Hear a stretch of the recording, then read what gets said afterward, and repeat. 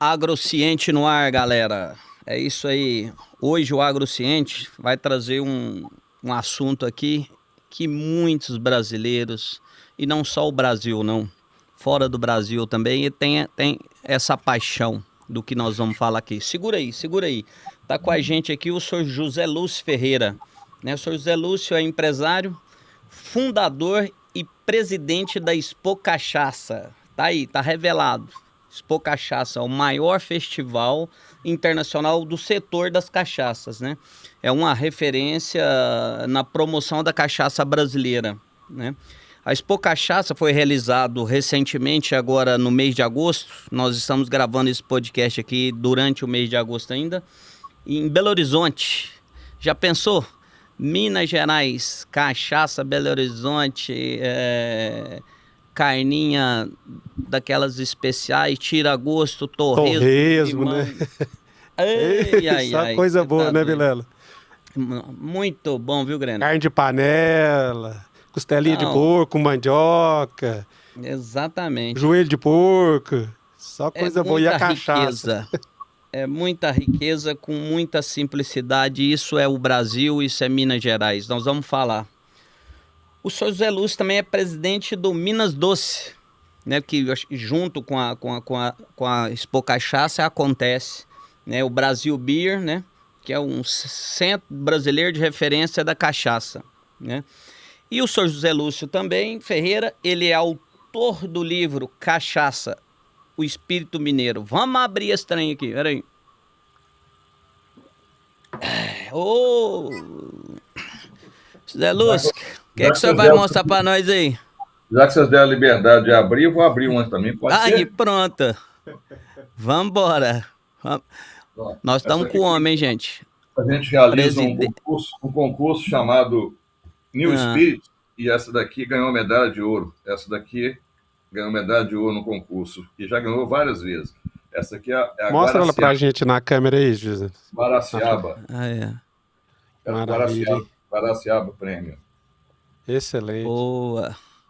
Aqui você viu que já tá baixo aqui, né? Já tá baixa. Isso aí é boa mesmo, né?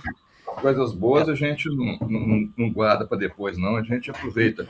Fazer um brinde para vocês aqui, ó. Tá? Aí, amém. Tá brindado. E você sabe por que a gente bate o cálice assim quando faz o brinde? Conta pra nós aí. É porque quando você faz um brinde desse, todos os sentidos foram contemplados, né? O tato, a visão, o paladar, menos o da audição. Aí você bate a taça para contemplar o único que não foi contemplado, que é o da audição. Um brinde a Perfeito, vocês. olha isso. Ô, tá brindado. É relíquia, muito relíquia. Ô, José Lúcio, pra gente começar esse assunto, porque acredito que no desenrolar da conversa aqui, nós vamos aprender muito, né? Sobre a cachaça, não só a cachaça mineira, a cachaça brasileira, né? Mas vamos falar da Expo Cachaça, que já são 35 edições. Como é que é essa história toda aí? A Expo Cachaça, ela foi criada, eu criei a Expo Cachaça, na verdade, em 1998, depois de duas viagens que eu fiz, uma para a Escócia durante 30 dias e outra para a França também durante 30 dias, com um grupo de trabalho, onde a gente foi ver exatamente aonde o governo atua, aonde a iniciativa privada atua e aonde havia sinergia entre as duas atividades. Porque a gente queria trazer para o Brasil, na área no setor de cachaça, exatamente as contribuições que pudessem ajudar o setor a se desenvolver. O setor ainda estava muito carregado de preconceitos, com problemas. E aí, quando eu voltei, eu verifiquei que o setor de cachaça tinha festivais de rua, com barraquinhas, a coisa muito improvisada e ainda muito incipiente, e o setor era visto com muito preconceito. Tanto que na primeira Expo Cachaça que eu fiz, quando eu resolvi fazer uma feira e um festival, a feira exatamente para mostrar o setor todo organizado, né? Equipamentos, serviços, insumos, o produto, e o festival, que era um outro momento, dois momentos da feira e festival. Festival era festa, era alegria, era momento do consumo, momento da bebida, etc. Então, As mulheres pegavam nos braços do marido e falavam assim: você não vai beber cachaça, não. Você é um homem sério. E depois de algum tempo, dentro da feira, as mulheres começaram também a beber um pouquinho e começaram a conversar de uma maneira mais solta. O que eu percebi? É que grande parte dos estandes colocaram fotografias e histórias de família. E essas histórias de família mostravam o avô, a avó, os filhos reunidos em torno de uma mesa, e as decorações dos estandes, muitas delas pareciam que estavam entrando numa sala de visitas da fazenda, entendeu? Então, aquilo quebrou um pouco aquele preconceito, aquela visão inicial da bebida somente, né? E não do que está por trás da bebida, que é todo o trabalho das famílias. E se bebida fosse ruim, Jesus Cristo não tinha transformado água em vinho, seu primeiro milagre nas bodas de Caná, né? Então, o problema não é na bebida, o problema é do homem, né? Do ser humano. Então, aí o preconceito diminuiu naquele período. E com o tempo, quando a gente começou a fazer isso com a cachaça, nós estamos na 35ª edição, aí a coisa mudou muito em função do fato de que as garrafas melhoraram, as garrafas, as embalagens, o produto também, a tecnologia de produção melhorou muito, o investimento foi grande nessa área. Então, os barris também, que envelhecem as cachaças também, começaram a chegar também barris novos, barris bons também. Então, quer dizer, o produto teve uma mudança radical ao longo do tempo. E essa mudança que ele sofreu, eu fui testemunha pelo fato de realizar um evento que carregava para dentro dele toda a história, toda a cultura de produção da cachaça, né? Então, para mim, foi muito interessante verificar, por exemplo, tem uma empresa que está comigo desde 1998, a Alambique Santa Efigênia.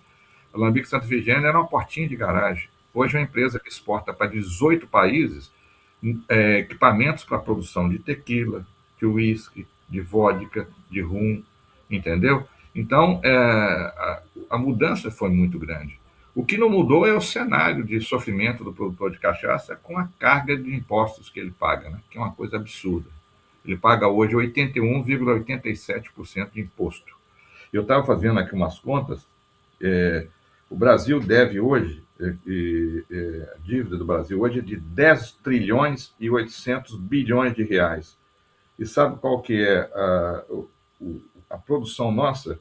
81,9% do que o país produz é dívida. A mesma coisa acontece com o produtor de cachaça.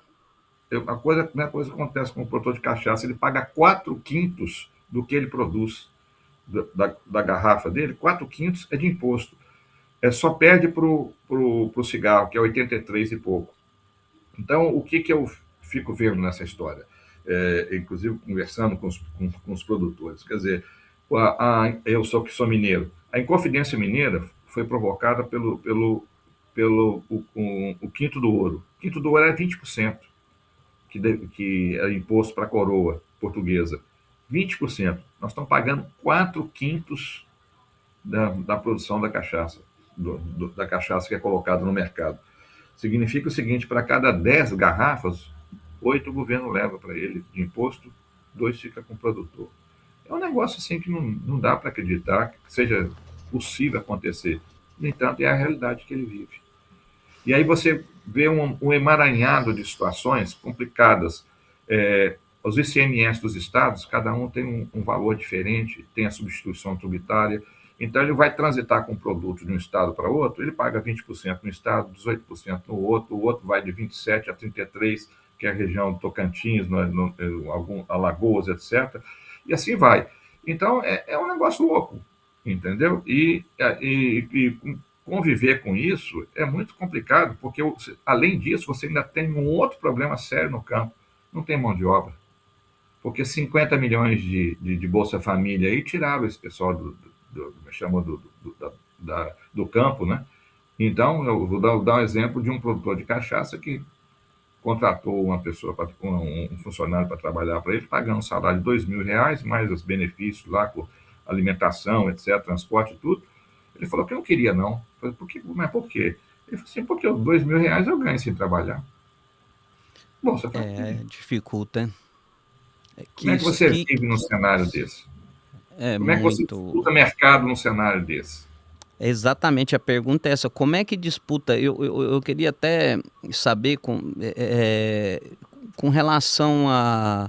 Porque 80%, gente, vocês entenderam isso? Você vai produzir, o cara tem que produzir 10 garrafas, 8 você paga, fica para o governo. Isso a gente está falando, se for tudo assertivo, né? Produção ainda sem contemplar perdas, uma quebra vamos dizer, de insumos, né?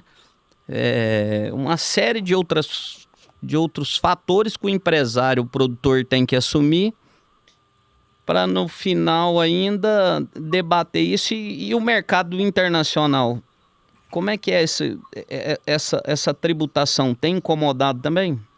Não, o que acontece? Hoje o Brasil produz na faixa de 1 bilhão e 300 milhões de litros e exporta 0,5% a 1% disso há 20 anos. Quer dizer, a gente exporta aí na faixa de 8 a 14 milhões de litros e ainda é espalhado para 70 e tantos países. Isso significa o quê? A gente não exporta, a gente manda um pouquinho de produto para fora. Agora, como é que você vai exportar se você não tem energia suficiente, porque você não tem recurso suficiente para poder fazer investimento para exportação? Porque a gente tem 2 produtos aqui no Brasil que a gente precisa entender, e foi uma briga de longos anos que a gente teve, inclusive eu participei desse trabalho. Tem um que eu acho que ele é referência em termos de exportação, que é a Weber House de Ivoti, no Rio Grande do Sul. Ele exporta para 32 países. Então, ele é uma referência não só pela qualidade do produto que ele exporta, que é com maior valor agregado, entendeu? E também é um produto que exporta para 32 países, quer dizer, ele está consolidado no mercado. Ele é uma cachaça industrial? Não, é uma cachaça de alambique. Artesanal aí, que a gente pode falar alambique. Quando a gente fala artesanal, a gente nem usa mais a palavra artesanal por conta do fato de que estão querendo impingir um registro de produtos artesanais, que na verdade são produtos quase que produtos clandestinos que vão ser depois regularizados.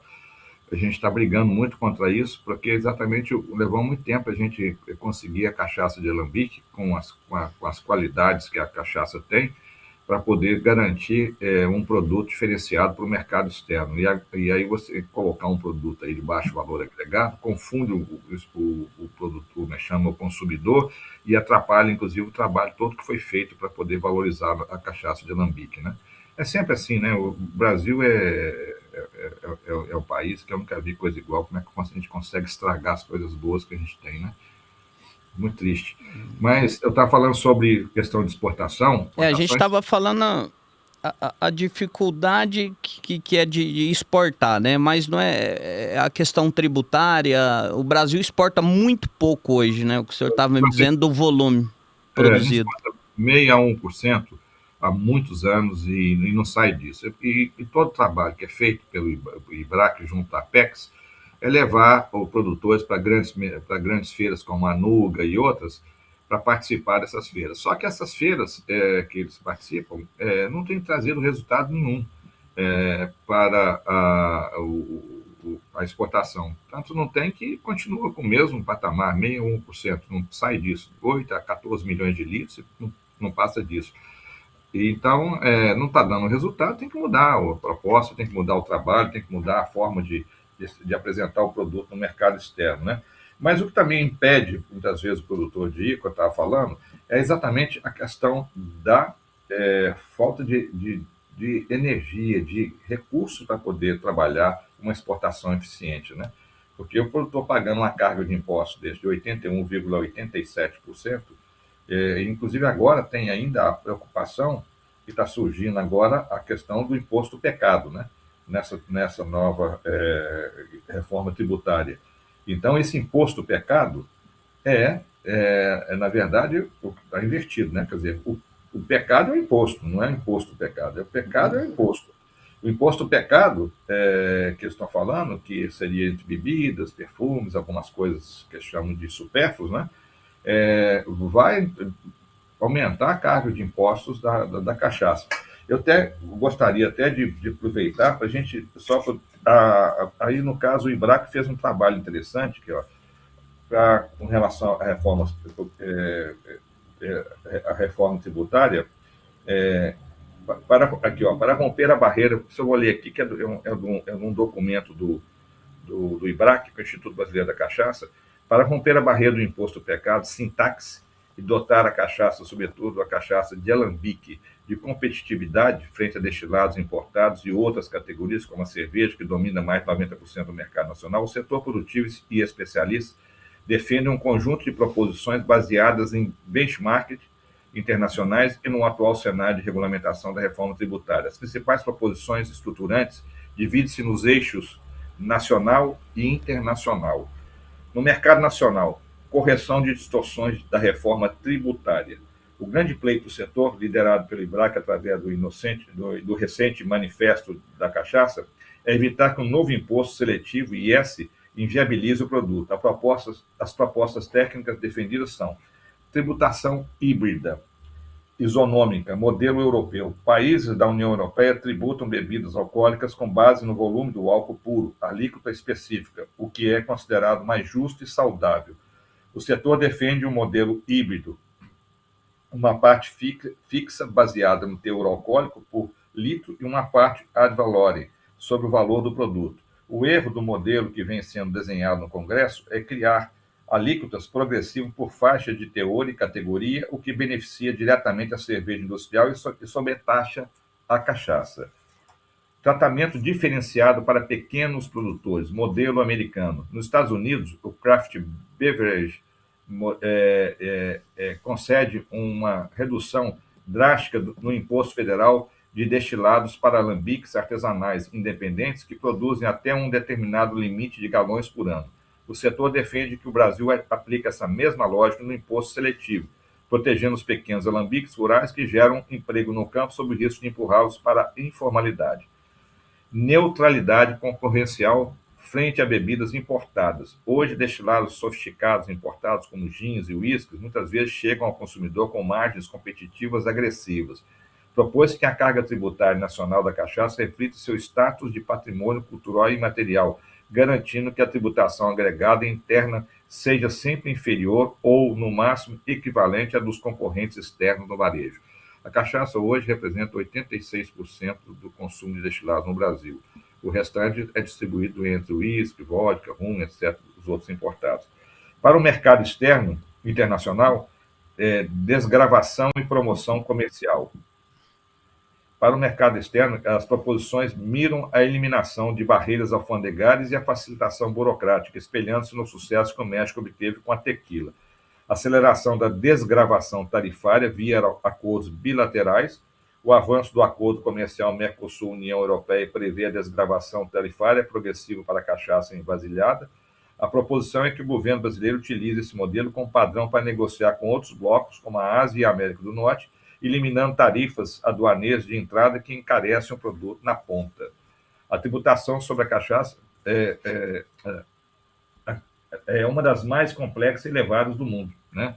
Então, o que a gente fala e vive questionando, também outra coisa que é importante aqui, é a proteção ao uso comercial da indicação geográfica IGES, a exemplo de champanhe francesa e do Scotch Whisky. Nós temos hoje a indicação geográfica de Salinas, temos a indicação geográfica de Viçosa do Ceará, Paraty e várias outras, né? A desoneração integral da cadeia de exportação drawback real e a desgravação e promoção comercial do produto, né? Então, quer dizer, tem uma série de medidas que poderiam ser adotadas para ajudar o setor a se desenvolver de forma mais orgânica e mais equilibrada do que está vivendo hoje. Hoje é um verdadeiro terror a tributação em cima do produtor de cachaça, porque além dele ter a dificuldade de pagar o imposto elevado por 4/5 do que custa o produto dele, ele está pagando no mercado, ele tá devolvendo para o governo 4/5, é um negócio insano. Fora isso, ele ainda tem dificuldade de mão de obra no campo, porque como chama, as Bolsa Famílias, estão tirando todas as pessoas do campo. Ele não tem mão de obra, não tem recurso para poder comprar maquinário, para poder diminuir, por exemplo, algumas tarefas, algumas colheitas, etc. e tal, da cana, tem que ser manual. Muitas vezes, comprar maquinário para ele é muito caro em função da situação econômica dele, entendeu? Então, é um negócio assim que a gente não sabe para onde correr, né? Na verdade, você fica imaginando o seguinte: que país que é esse que nós estamos vivendo? Que país que é esse que sacrifica os empresários? Estava vendo aqui dados aqui, ó, 8 milhões e 700 mil brasileiros estão endividados com o nome sujo. 82% das famílias brasileiras endividadas, segundo a Confederação Nacional do Comércio. 6.400 empresas estão em recuperação judicial. E assim vai. Quer dizer... eu acho que a opinião fica... A gente vê nesses números, vendo a situação, de que forma o governo, a sede dele, né, em arrecadar, e acaba a dificuldade, a gente vendo dificuldade de entregar os serviços, né, de segurança, educação, e o que o país precisa era uma mudança cultural em todos os níveis, níveis municipal, o estadual e, obviamente, o federal, essa discussão lá em cima, né? Para a gente ter um mercado competitivo. Porque o que eu vejo o governo pega o empreendedor, aquele que está tentando fazer um produto de qualidade, né? Como a cachaça brasileira aí, o alambique, vocês tanto brigaram para se posicionar. Ela foi ganhando notoriedade no Brasil, fora do Brasil. Aí você tem uma carga tributária dessa. O cara quer empreender, ele não tem mão de obra, não tem um apoio de financiamento para comprar implementos, para se regularizar, incentivo fiscal, nada disso chega fácil, né, para esse pessoal.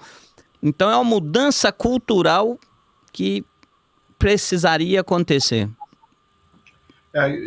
Exatamente, porque o que acontece? O campo hoje, quando você fala no campo, a cachaça emprega quando o campo começa a desempregar, porque ela entra na entre-safra agrícola. Então, quando o campo começa a desempregar, a cachaça emprega. E o que é mais importante, 98% dos empregos gerados na cachaça são gerados pelas pequenas empresas produtores de cachaça.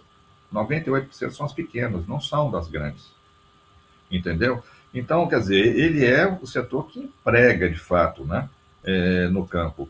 E o que é mais importante, quer dizer, você vê, por exemplo, eu tive a oportunidade de fazer eventos, viajar para a Escócia, para a França, fizemos eventos em Paris, fizemos eventos na Alemanha, e o que a gente vê lá é o seguinte: as bebidas de lá, elas têm pagam impostos? Pagam impostos, mas elas têm a contrapartida.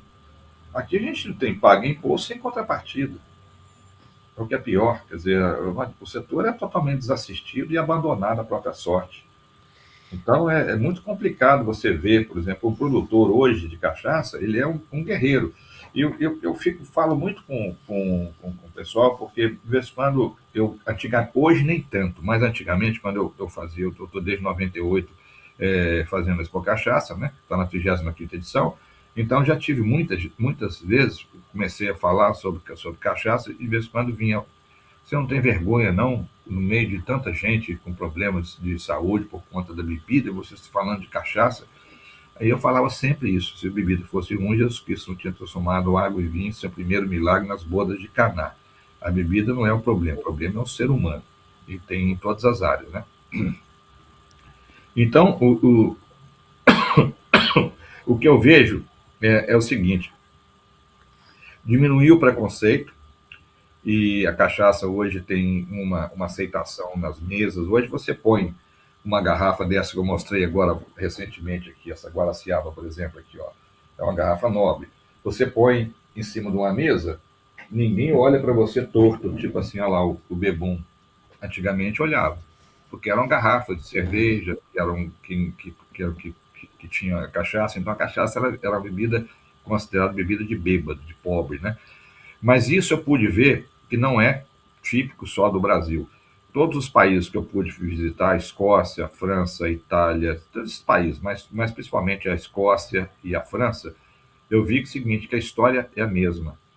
A bebida começou é, é, no, clandestina, no meio do mato, escondida da polícia, etc. e tal, e depois, com a entrada do governo, o setor começou a se organizar e começou a ganhar de novo um nível de organização que permitisse que essas empresas não trouxessem malefícios para a saúde das pessoas e também trouxessem recursos tanto para o governo quanto para os empresários. E o governo atua. No caso, por exemplo, do México, o governo é parceiro dos empresários na exportação da tequila e trabalham juntos para colocar o produto no mercado externo. Aqui é o contrário, quer dizer, o governo tira toda a capacidade e a energia do produtor para conseguir colocar o produto dele no mercado interno e externo. No interno é uma confusão enorme de impostos para ele poder circular. E no externo ele não tem energia suficiente, porque não tem recursos, para poder fazer uma exportação que pudesse trazer recursos tanto para o país quanto para o produtor. Então, é uma realidade que nós temos que pensar, porque não é só, eu acredito que não é só da cachaça. Essa realidade, todo pequeno empresário tem essas mesmas dificuldades, tem esses mesmos problemas. A cachaça tem por conta do volume de impostos, né, que é absurdo, né? O senhor acredita que as instituições, né, como aí o Instituto da Cachaça, né, o Instituto Brasileiro da Cachaça, entre outras entidades, os representantes estaduais, seria esse o caminho de, vamos dizer, de gritar, gente, a coisa aqui não tá fácil, não. O problema todo é o seguinte: nós temos muitas instituições, muitas associações espalhadas pelo Brasil, mas elas não têm uma pauta comum a nível federal e não tem uma pauta, muitas vezes, sólida a nível estadual. Então, eu acho que é preciso que essas associações conversem mais umas com as outras, definam uma pauta, e a partir do momento que definir a pauta, elas têm que ter os representantes no Congresso Nacional, para que tenha uma frente parlamentar que pudesse defender esse setor. E não tem. É muito pulverizado, as decisões são tomadas e o produtor fica apagando incêndio. Quer dizer, quando surge um problema, ele vai lá tentar resolver. Mas o que nós temos que fazer é antecipar os problemas e buscar soluções. De que forma se faz isso? Politicamente. Exatamente trabalhando a nível estadual com seus deputados, somando todos esses deputados estaduais pelo Brasil todo, para ter uma frente parlamentar que pudesse defender o interesse desse setor dentro do Congresso Nacional, apresentando projetos, apresentando propostas que pudessem ajudar o setor a se desenvolver de forma mais organizada e impedindo, por exemplo, que o setor fosse tributado da forma que está sendo tributado, porque da forma que está sendo tributado, eu vou te contar, se você entregar de cada 10 garrafas, 8 para o governo e ficar com 2, o que vai acontecer? O empresário só tem uma solução: ele finge que paga imposto e o governo finge que cobra, porque não tem como. Como é que paga o imposto dele? Inviabiliza totalmente. O senhor tem um número hoje de produtores de cachaça brasileira? O Anuário Estatístico do Ministério da Agricultura de 2025, ele indicou que tem 1.538 estabelecimentos que produzem cachaça no Brasil. Desses 1.538, é o número que eles identificaram, quer dizer, registrados, né, que são registrados no Ministério da Agricultura. Ok, está oficial ali. E a região Sudeste tem 961 desses estabelecimentos. Então, seria 62,5% dos estabelecimentos estão concentrados na região Sudeste. E Minas Gerais é o estado que tem o maior volume, 564 alambiques registrados. o que dá 36,77% dos alambiques registrados. Marcas registradas de cachaça, nós temos 8.379 marcas, não, 8.379 registros de cachaça, e temos 11.131 marcas registradas no Instituto Nacional de Propriedade Industrial. Entendeu? Então, é uma demonstração de estilos produtivos e identidades regionais que compõem o setor. Quer dizer, a gente está falando de estados aí, nós temos hoje, o Brasil praticamente todo produz cachaça, mas vocês viram aí que tem uma concentração bem grande na região sudeste, né? Onde Minas Gerais tem uma participação maior, que são 564 alambiques dos 1.538, né? Minas Gerais tem uma cultura produtiva bem forte, bem interessante, e não é à toa que ela participou, inclusive, da Inconfidência Mineira, né? Exato. Minas Gerais, ela sempre se posiciona, né? Teve também vários presidentes aí, né, que saíram do estado de Minas Gerais. Agora o senhor está aí falando, eu fico aqui pensando, né? Porque a cabeça aqui fica pensando como empreender. A dificuldade que é, né? Você imagina, um produtor, ele não produz só a cachaça lá, porque ele tem o plantio, né? Ele tem que plantar, ele tem outras atividades dentro... Tem o gado, de repente tem também outras atividades, o queijo, né? Algumas coisas. O queijo, né? E eu acho que essas entidades, elas precisam se comunicar uma com a outra, porque elas se complementam, né? O que o senhor colocou, os pequenos, eles sofrem aí, né? Porque fica faltando representatividade, ele não consegue ter voz para gritar, né? Para chegar uma voz para ecoar lá dentro da Câmara dos Deputados em Brasília e ir para o Senado. Então essas frentes, elas precisam olhar uma para a outra e falar assim, o queijo, a cachaça, o doce, isso emprega, isso gera riqueza, isso falta incentivo, isso está sendo penalizado com tributação. Então por aí seria uma chance. Sim, mas olha só como é que é importante o lado político, né? Vou dar um exemplo para vocês. Nós temos aqui em Minas Gerais a cachaça Havana. Ela teve uma briga de 10 anos com a Havana Clube, que era uma multinacional do rum, e porque ela tinha um nome parecido, então ela foi proibida de usar a marca Havana. Ficou 10 anos brigando. Sabe como é que foi resolvida a situação dela? Eu tive, inclusive, participação nisso.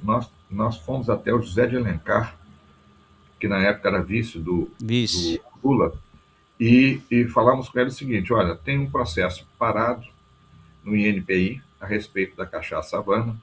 Ela no município já ganhou, inclusive, a causa no sentido de que ela não interfere de forma alguma além dela ter sido registrada lá por volta de 1940, ela não interfere de forma alguma com a Havana Club, que é uma multinacional muito grande. Você imagina que 10 mil litros que ela produz por ano vai interferir na comercialização do produto de uma multinacional que está no mundo todo? É totalmente fora de propósito, né? Então, o que acontece?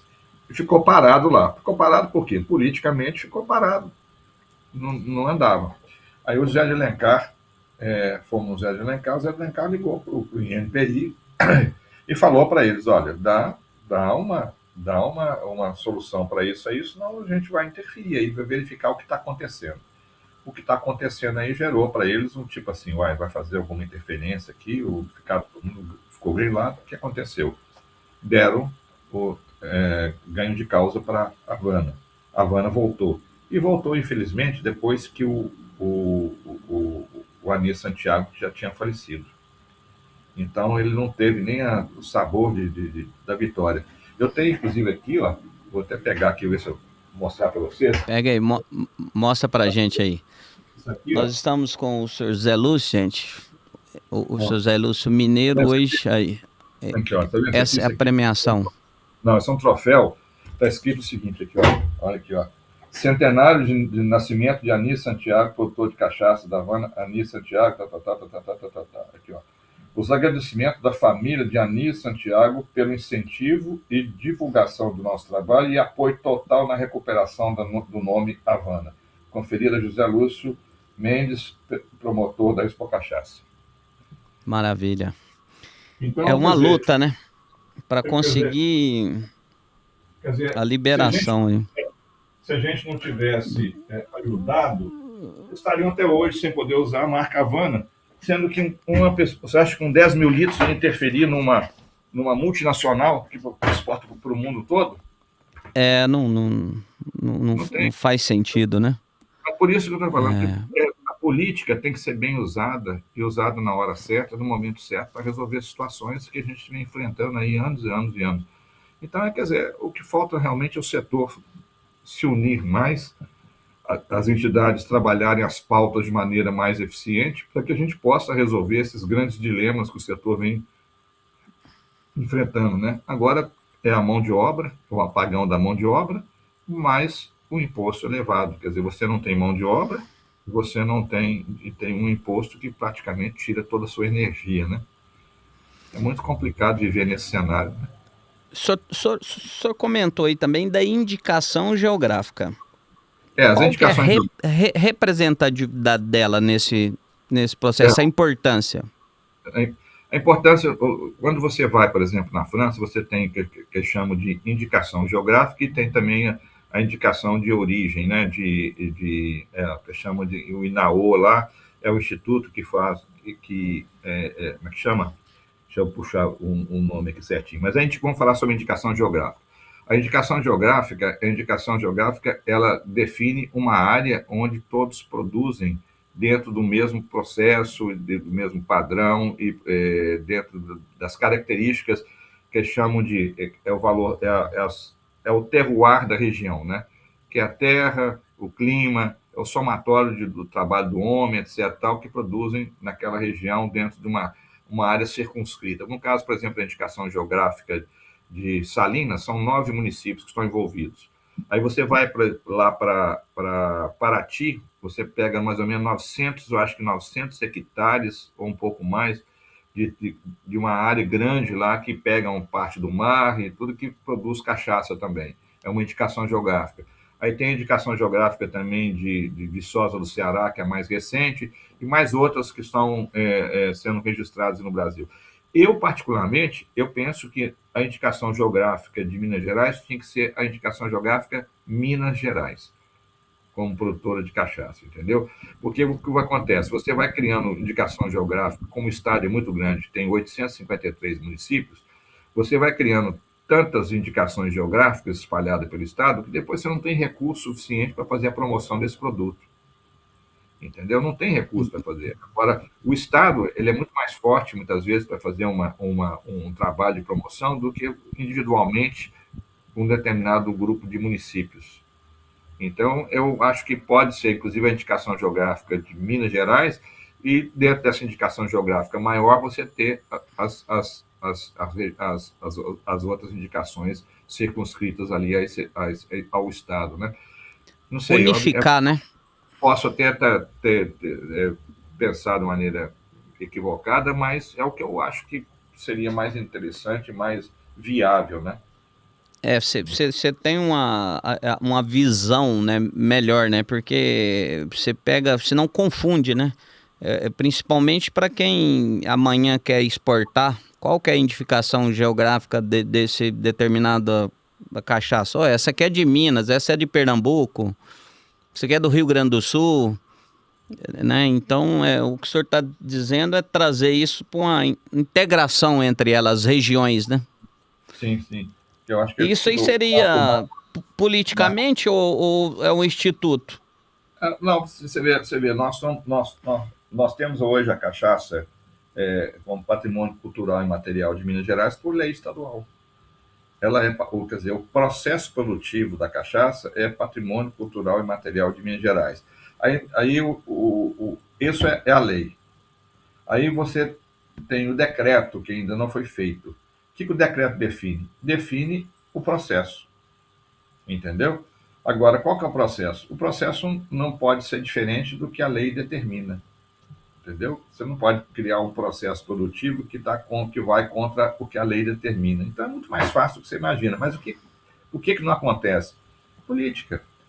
Se você não agir de maneira política para poder resolver as coisas não caminham. Não caminham. Você sabe como é que foi resolvido isso? Esse mesmo do patrimônio cultural e material, eu fiz uma correspondência junto com o pessoal do Cine de Bebidas, na época, pelo Centro Brasileiro de Referência à Cachaça, e para poder solicitar que a cachaça fosse transformada em patrimônio cultural e material de Minas Gerais, o processo produtivo. Apresentei no IEFA, ficou lá passeando lá um tempão, ninguém tomava decisão, a coisa ficou parada lá. Aí eu fui no Aécio Neves, na época, que era o governador de Minas Gerais, ele mandou para um deputado, o deputado fez a lei, entendeu? Transformando a cachaça em patrimônio cultural e material, em função do processo cultural, né, da cultura de produção, etc., uma série de justificativas. E aí a lei passou e foi aprovada na época pelo Anastasia. O Aécio tinha saído na época, então ficou a Anastasia aprovou isso aí, em 2007. Entendeu? Então, o caminho é esse, não tem outro caminho. A política, ou seja, ela anda ou ela trava, né? Sim, agora, para andar, você precisa ter o quê? Você precisa ter representatividade para chegar junto a um governo, solicitar, ou então ter deputados que possam te representar e apresentar os projetos todos para que você possa ter soluções para os problemas que afligem o setor, né? Melhorias que podem acontecer. Você vê, por exemplo, esse governo mesmo atual, através do Zema e agora do Matheus Simões, inclusive o Matheus foi lá abrir a feira, a Expo Cachaça, já investiu em 4 laboratórios em Minas Gerais. 4 laboratórios. Investiu na Universidade Federal de Lavras, na Universidade Federal de Viçosa, tem mais 2 laboratórios, tem mais 2 laboratórios que o governo investiu, para poder exatamente ter condições da cachaça nossa ser uma cachaça extremamente bem produzida e avaliada, entendeu? Então, Isso o governo do estado de Minas Gerais? Estado de Minas Gerais. O governo do estado de Minas Gerais. Fora outras medidas, né? Você vê, o governo também teve uma época, agora inclusive está no processo também, acho que de tramitação, ele assinou um convênio de funções delegadas do Ministério da Agricultura. A Secretaria de Agricultura de Minas assinou em 2016 um convênio, esse convênio depois expirou, e eles estão, parece que, em processo de reeditar esse convênio. O que esse convênio dizia? Era um convênio que assumia funções delegadas de fiscalização e registro das cachaças. Então, o que você imagina, por exemplo, na época, o Ministério da Agricultura tinha 5 fiscais para poder cuidar do Estado. Olhar para registro, visitar a destilaria, 5 fiscais. Com a entrada do governo nesse processo, foram para 70. Então, através do Instituto Mineiro de Agropecuária, o IMA. Então, você vê, por exemplo, o quanto que é importante agir politicamente em determinadas situações. Né? Um convênio desse, olha como é que mudou a realidade do Estado de Minas Gerais sobre a questão de registro de produto. Tanto é que não é à toa que Minas tem o maior volume de cachaças registradas, porque tem um governo atuando, trabalhando nesse sentido, entendeu? Diferente dos outros estados. Em vez de ficar punindo só, vai lá, fecha o alambique e pronto. Aí ele vai e abre de novo, ele vai e fecha de novo. Chega um ponto que não ficar enxugando gelo. Qual que é o caminho certo? É fazer como eles fizeram. Vou dar um exemplo para vocês da cachaça Sonicó. A cachaça Sonicó foi fechada pelo Instituto Mineiro de Agropecuária porque estava fora dos padrões de produção que a legislação do Ministério de Agricultura determina. Pecuária e abastecimento determina, né? Está fora das boas práticas de produção. E aí o que acontece? Entrou a Emater, junto com o IMA, orientaram o produtor registrou o produto. Hoje ele está ganhando aí prêmio, medalhas de ouro, ganhou no nosso concurso, a gente realiza um concurso chamado New Spirits, de destilados, e já ganhou medalha de ouro várias vezes, depois que registrou e entrou no mercado de forma correta, entendeu? E legal. Então, você imagina, já mudou, você vê só, um produtor que vendia uma cachaça a R$3,50, ele tem hoje cachaça sendo vendida a R$200, cento e tantos, entendeu? 50. Então, olha como é que muda o patamar, muda as condições do produtor a partir do momento em que você dá condições para que ele produza da maneira correta e dá os incentivos necessários para que ele caminhe pelas próprias pernas, entendeu? Sim, essa mudança que a gente comentou um pouco tempo aqui atrás, que eu acho que é o comportamento, a mudança cultural, né? O produtor, ele tinha que olhar lá assim, ó, se é o IMA, se é a Secretaria do Estado da Agricultura, enfim, mas tinha que ter a portinha lá e falar assim, ó, aqui você é bem recebido, aqui você vai empreender, aqui você vai ter ajuda, né? Mas hoje é uma fase que o cara fica meio com medo de pôr o pé dentro de uma instituição dessa, né? Porque fala, vai me multar, vai me fechar. E essa mudança cultural que ela precisa ser revista. Pelo menos é o meu ponto de vista. Sim, a Emater, por exemplo, tem feito um trabalho bom nesse sentido, porque a Emater está presente em quase todo o estado, igualzinho a CEMIG, né? A CEMIG também está presente em todo o estado, né? Nós temos 853 municípios, né? Então, a presença orientando os produtores, dando suporte para que eles possam produzir da maneira correta. E também tem um trabalho que é feito, por exemplo, no caso da Expo Cachaça, tem muita missão feita pelo SEBRAE e também pelas prefeituras para trazer produtores que estão para entrar no mercado ou já estão entrando no mercado, já com produto registrado e trabalhando, mais recente, e aqueles que estão preparando para entrar. Trazem esses produtores para dentro da feira para eles beberem na fonte, para sentir o que é o mercado, ver como é que o pessoal trabalha, as garrafas, como é que eles estão colocando os produtos no mercado, ver com os equipamentos que estão sendo apresentados lá. Então é uma oportunidade muito boa deles aprenderem a entender como é que o mercado funciona, como é que o mercado, entendeu, se organiza. E isso é muito importante, e tem acontecido muito isso, entendeu? Tanto os SEBRAE dos outros estados e de Minas Gerais também, tem feito um trabalho muito bom nesse sentido, para trazer esses produtores e apresentar esses produtores para um mercado que ainda para eles é uma surpresa, eles não conhecem o mercado, né? Agora, na hora que você entra dentro de uma feira, você vê 18 estados participando, é um passeio cultural que ele faz sobre a produção de vários estados, né? Ver como é que os produtores trabalham, que tipo de produto que eles estão apresentando, se estão trabalhando só com cachaça, não tem bebidas mistas também com cachaça, eles têm licores, eles têm outros produtos que estão sendo feitos, produzidos por eles, entendeu? Os RTDs que eles chamam, né? Que é as bebidas prontas para beber, entendeu? Então, esse universo, ele é muito rico, e esse universo fica desconhecido porque o produtor está lá no campo, né? Quando ele vem para a cidade e entra dentro de um evento desse e vê tudo aquilo acontecendo, aquilo ali para ele abre a cabeça dele de uma forma extremamente importante para ele entender o que é o mercado em que ele vai entrar, né? Perfeito. José Lúcio, agora mudando um pouquinho para a arte aqui, para a história, né?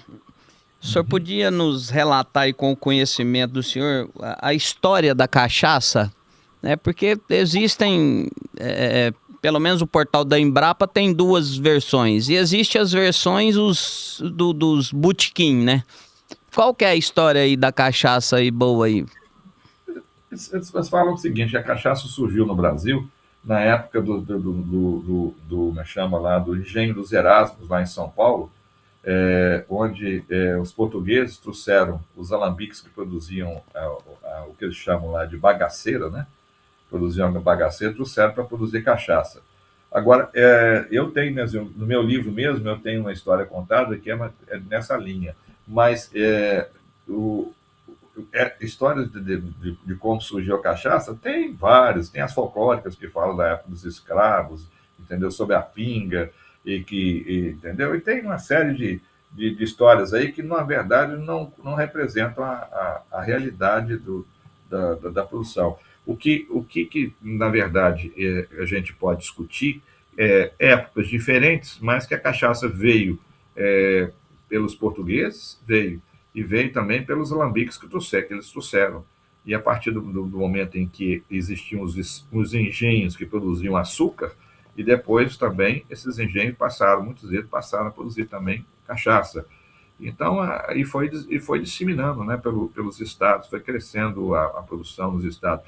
E, inclusive, a cachaça, ela foi tão importante em determinadas épocas que existia um imposto sobre a cachaça que foi derrubado em 1861, e esse imposto pela rainha, como é que chama? Já fugiu o nome.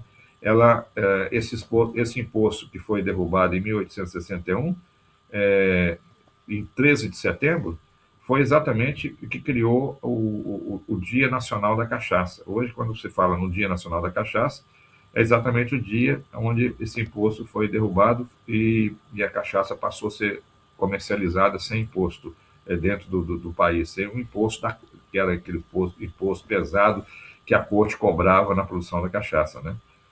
Então, as histórias existem muitas, né?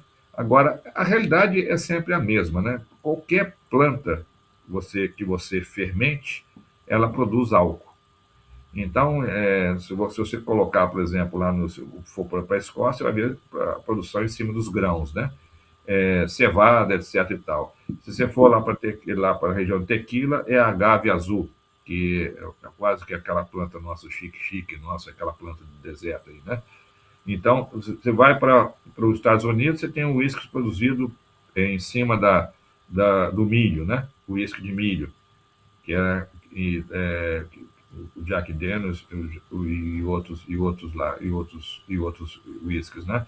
Você vai para a Rússia, você tem a vodka produzida em cima da batata, né? Pela batata, né?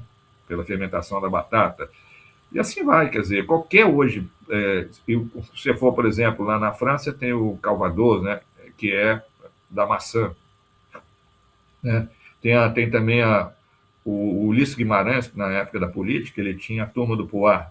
A turma do Poá, o que era? Era um destilado de pera que eles tomavam em Brasília, reunindo os políticos. Então, o universo é muito grande nesse sentido, né? Agora, eu gosto muito, quando eu estive na Escócia viajando a trabalho, eu comentei o seguinte, que eu viajei durante 30 dias com um grupo de trabalho para a França e 30 dias com um grupo de trabalho para a Escócia, né? Para poder ver exatamente onde o governo trabalha, a iniciativa privada trabalha e onde existe interface entre os dois para trazer esses conhecimentos para cá e ver o que a gente poderia modificar no setor de cachaça.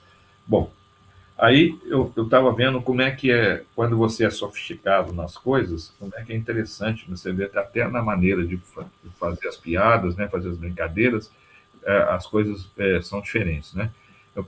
Então, eu estava conversando dentro de uma destilaria de uísque na Escócia, e aí eles me contaram a história que um escocês virou para o outro e falou assim, como é que você gostaria, quando você morresse, como é que você gostaria de voltar ao mundo? Como um animal? Que tipo de animal você escolheria para voltar ao mundo? Aí ele falou assim, como uma girafa. Aí olhou para ele, né, o produtor olhou para ele e falou assim, como uma girafa? Mas tanto animal bonito, você vai escolher logo uma girafa? Ele falou assim, imagina tomar um gole de uísque e ele descer por aquele pescoço longo ali devagarinho. Você vê, né? Que beleza, né? É interessante você ver né, até a maneira sofisticada de você falar bem do produto. Né? É diferente do produtor de cachaça, que começava a colocar vídeo de bêbado caindo pelas ruas. Né? Então, esses bêbados caindo pelas ruas só estavam depondo contra a cachaça e estavam fazendo exatamente o que todos já estavam lutando contra, que era o preconceito. Né?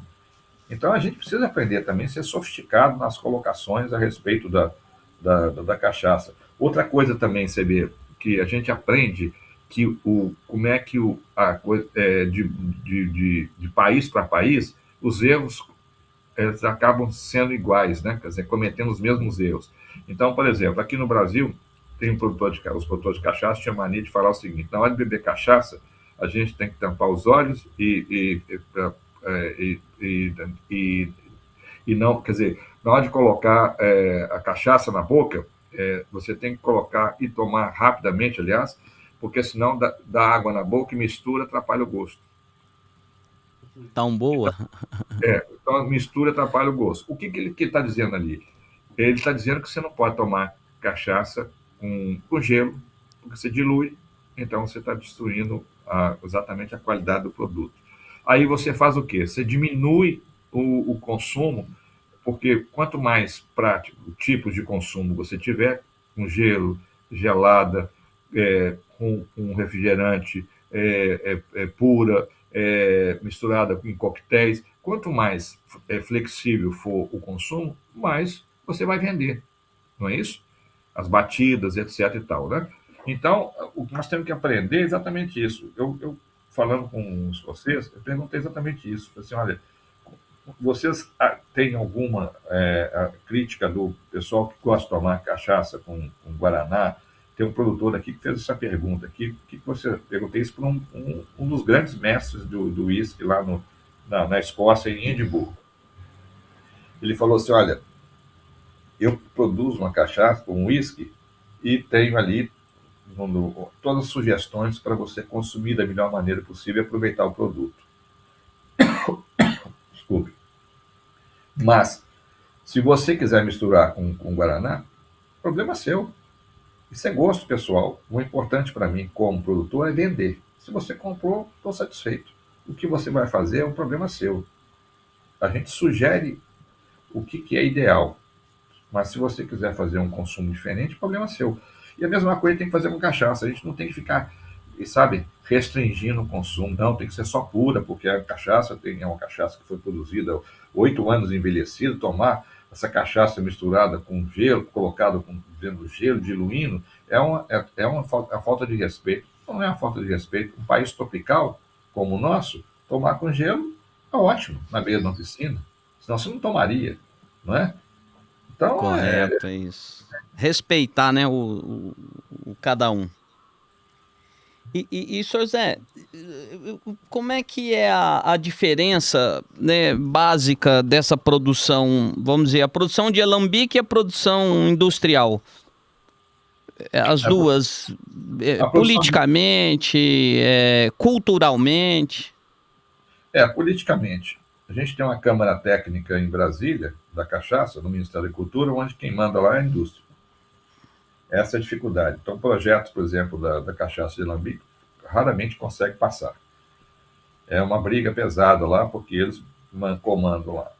Aí você tem a cachaça de coluna, o que é? É um processo onde você produz a cachaça sem separação de cabeça e cauda. Ela sobe e pronto. Sai o álcool lá. Já a cachaça de alambique, não, você tem a separação de cabeça e cauda. Quando a gente fala cauda, o que é? A cachaça vai de 38 graus, de 38 a 48, entendeu? Que é a graduação dela. Ela pode ser produzida de 38 graus a 48. Abaixo de 38 é considerado água fraca. Acima de 48 já não é mais cachaça, passa a se chamar aguardente. E essa aguardente ela vai até 54 graus. Pode ser produzida. Você tem, por exemplo, alguns destilados, né, no exterior, né, que como o absinto, que tem graduação de quase do álcool de farmácia nossa, muito elevado. Mas então é o seguinte, a separação de cabeça e cauda, o que acontece? A gente aproveita só o coração, que é a parte mais nobre do produto, que não tem algo superior, que não tem os inconvenientes que dão dor de cabeça, que dão mal-estar, que dão ressaca. Desculpe, disparei agora da tossir, né? Desculpe aí, mas infelizmente eu acho que estou precisando tomar mais um pouquinho da cachaça. Tomar um golinho aí, inveja boa, hein? Rapaz. Aí eu não podia, né? Agora deu água na boca, ia misturar.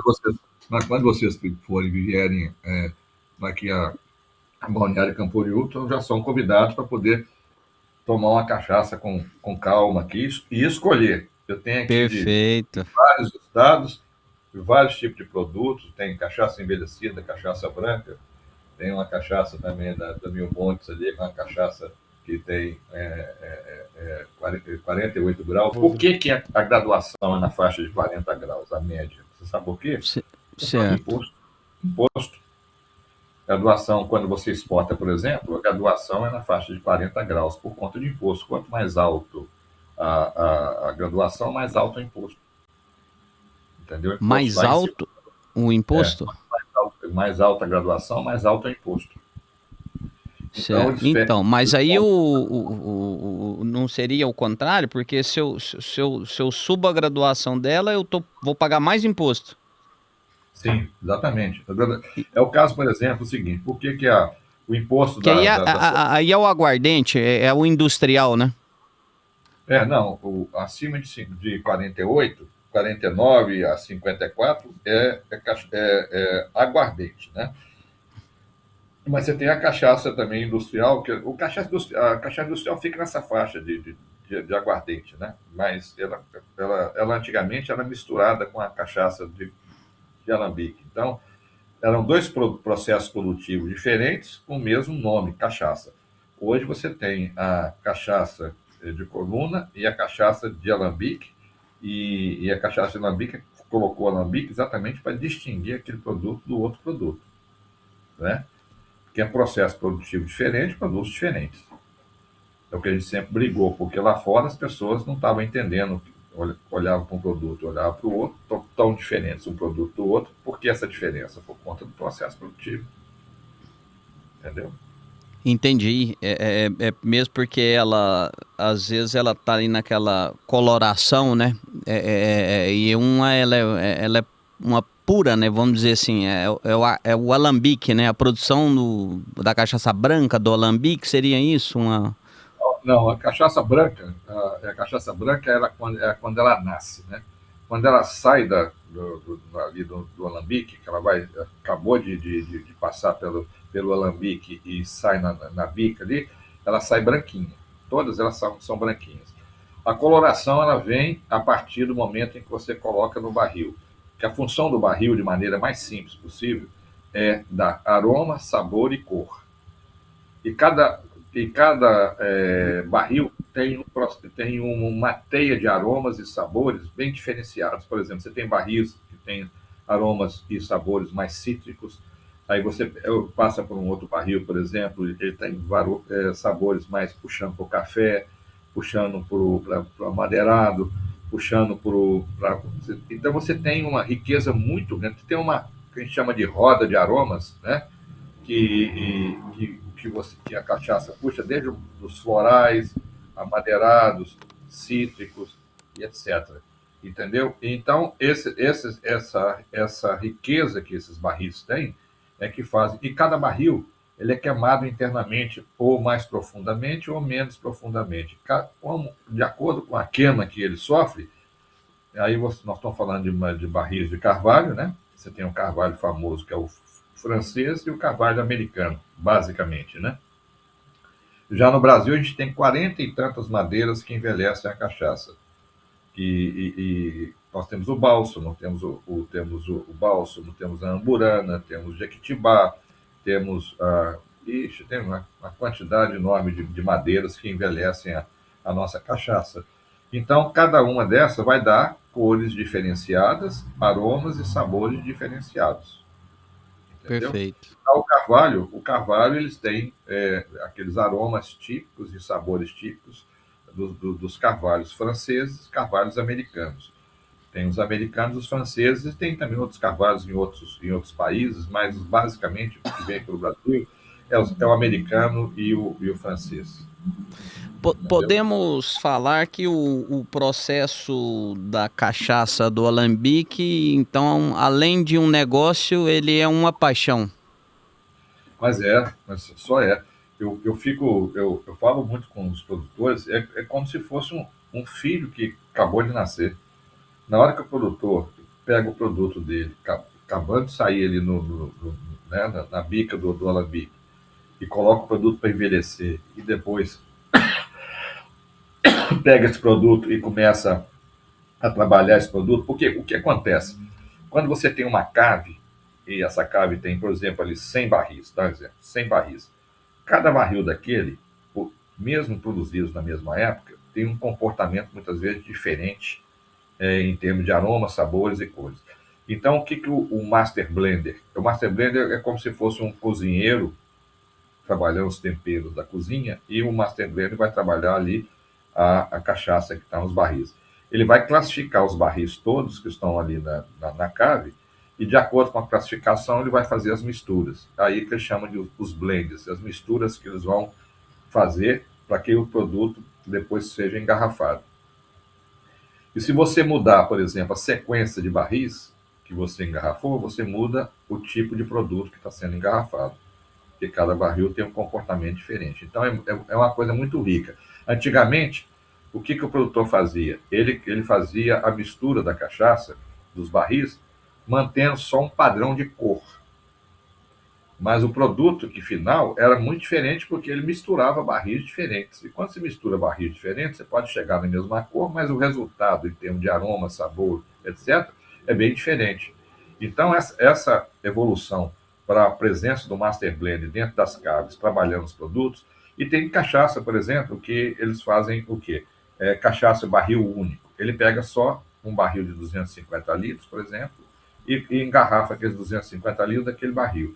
Acabou aquele produto, acabou a cachaça, aquela cachaça. Aquela cachaça foi só naquele período, para aquele barril, entendeu? Depois ele vai colocar novamente o produto lá, vai produzir novamente. Mas, então, o que é importante é exatamente essa riqueza do trabalho que está sendo feito dentro das caves, que vai resultar em produtos extremamente interessantes e diferenciados que estão no mercado, em termos de aroma, sabor e cor, entendeu? Quando você vê um produto bem mais denso, a cor dele, uma cor um amarelo mais forte, né? É um produto que já ficou mais tempo no barril. Então ele puxou um pouco da cor do barril para dentro do líquido, né? E além disso, puxou também exatamente os ésteres todos, tudo aquilo que tem de riqueza, né? De aromas, sabores do barril. Perfeito. José Lúcio, nós infelizmente vamos chegando ao final desse bate-papo nosso aqui e eu quero dizer o seguinte, é engraçado, né? O senhor é um mineiro, nós estamos falando de cachaça, a cachaça é do Brasil, mas acho que Minas Gerais a gente se sente que nós somos dono dela, porque a cachaça... principalmente a gente mora aqui na região também do Triângulo Mineiro, que é uma região também produtora de muita cachaça aqui, né? E esse espírito mineiro, né? Eu acho que o livro contempla muito bem o livro do senhor, né? Que é Cachaça, o Espírito Mineiro. A cachaça, ela é símbolo para mim de amizade, né? É isso que nós retratamos aqui, você tendo responsabilidade, você sabendo uma degustação, né? Então ela é símbolo de sorriso, ela é símbolo de solidariedade, de amizade, de uma mesa e de uma boa conversa. Isso, e principalmente o que a gente precisa entender é exatamente isso. Cada cachaça dessa é produzida pelas famílias, e no Brasil todo, o orgulho que as famílias têm de produzir um produto com qualidade e ver você comprador, né, quem está comprando aquele produto, beber com sabores, sabe, com alegria nos olhos, isso para eles é como se fosse um filho deles que saiu, venceu e ele está ali orgulhoso e feliz, né? Eu fico vendo aqui mesmo em Santa Catarina, estou morando agora em Balneário Camboriú. Em Santa Catarina eu já visitei muitas destilarias muito boas, viu? Muito bem trabalhadas, muito bem, tanto a sede como os produtos. Eu fui uma recente agora que chama Billard, mas tem mais de 80 anos de mercado. Tem uma outra que eu também, da Moendão aqui, tem desde 1890 que eles produzem, então você vê que são centenários, né? Então tem muito produto bom, mas o mais importante é o orgulho que eles têm do produto, né? E isso é muito importante. E esse orgulho nosso, ele muitas vezes sofrido, porque é um orgulho de um produto extremamente sacrificado, né? Você vê cobrar 81,87% de imposto, isso é um crime, né? Isso não é imposto, isso aí é um assalto, né? A gente espera aqui do Agrociente, e no próximo papo, né, nós estamos num momento de eleição, né? Eu acredito que o Brasil precisa mudar na questão visão cultural de ajudar a empreender, né? Tive até boas notícias aí, que o senhor me disse que a Emater, junto com o Sebrae, a Expo Cachaça está lá também, de certa forma, ajudando, né? A entender um pouco mais dessa produção. Então a gente espera que essa mudança, essa vontade política, ela se fortaleça essa classe, né? Porque o do produtor ali, aquele do alambique, que luta, que batalha, que sofre muito e precisa de pessoas como o senhor aí que tem lutado aí nessa frente há várias décadas já, né? Desde a Expo Cachaça, tentando trazer informações de outros países para cá, de como melhorar. A gente só deseja aqui do Agrociente que o setor vai encontrando caminhos para isso, porque impulsiona a empregabilidade, né? O emprego, a cultura, e o Brasil é isso, ele precisa se orgulhar, e os governos representantes precisa dar atenção a essa história, é cultural, gente. Exatamente, a gente precisa valorizar os nossos produtos, né? E ter orgulho dele, como todos os outros países têm, né? Tem uma frase que eu gosto muito, que eu falo, que eu cito de vez em quando. O Napoleão Bonaparte, sobre o champanhe, dizia o seguinte: quando eu ganho, quando eu ganho, mereço; quando eu perco, preciso. Boa. Quer dizer, o produto, ele serve tanto para as tristezas como para as alegrias, né? Desde que está tomado de maneira moderada, né? Maravilha. Senhor José Lúcio Ferreira, satisfação tê-lo aqui com a gente. Muito obrigado por esse tempo dedicado, né? Nós falamos aqui da insatisfação com o imposto absurdo, 81%. Abusivo, né? Abusivo, falamos sobre isso, mas também falamos da luta do produtor, falamos da Expo Cachaça, que é uma história muito bonita que o senhor construiu aí, né, para essa categoria, e o que fica é a vontade da mudança da nossa política, né? Ela precisa olhar para quem empreende. Sim, um abraço. Eu preciso enxergar o produtor como um aliado de um país de sucesso, né? É isso aí. Agrociente. Muito obrigado aí pela oportunidade, viu?